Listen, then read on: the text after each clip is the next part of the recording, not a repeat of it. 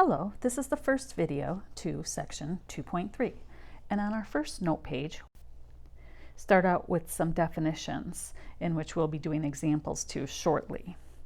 So the very first definition here is when we are asked to find the kth percentile.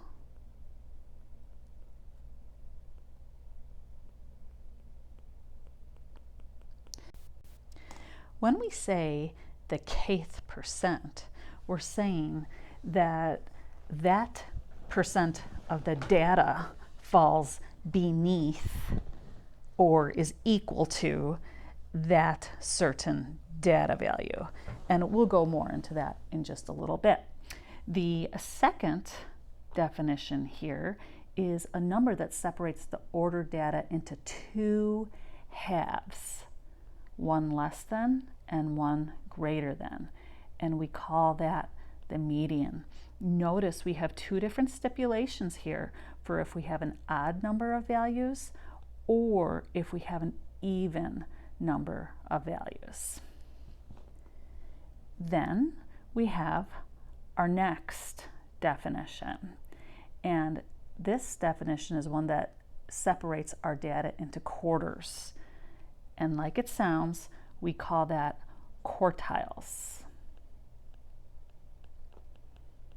And a quartile would mean 25th percent, 50th percent, 75th percent.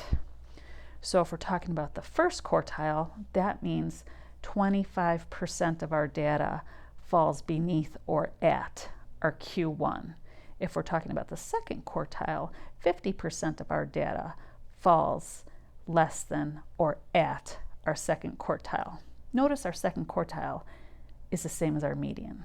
And lastly, the third quartile, 75% of our data would fall beneath or at that value of Q3. We have another definition, and it is called the interquartile range. We normally call that the IQR.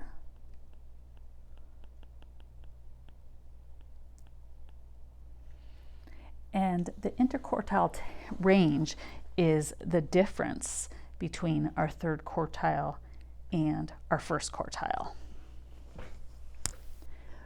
You heard in earlier videos us talking about outliers. We're going to learn exactly how to find an outlier very soon using this formula here. So we are going to go ahead and fill this space in with a potential outlier. And when we're running a test for potential outliers, we are going to use this expression here.